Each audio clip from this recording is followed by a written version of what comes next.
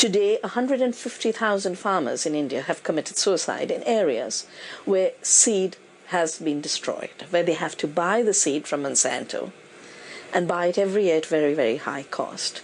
And that high cost seed is getting them into debt, and that debt is pushing them to suicide. What we've done is create community seed banks, places where we collect and save seeds, rescue them from disappearance, multiply them, and then distribute them according to farmers' needs. And about 40 community seed banks have been created across the length and breadth of India. Places where these have been created, farmers are not in distress, because the biggest cost today is seeds and chemicals.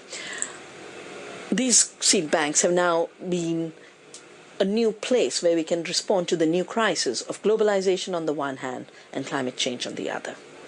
Globalization has led to farmers' suicides. We are able to take seeds to these suicide zones and distribute the seeds so that farmers can break out of that dependency, grow food crops, get out of debt.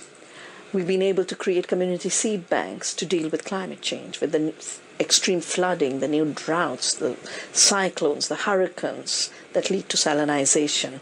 And today for us, the work on seed has become the place from where we are responding to the worst tragedies and the worst crises of our times.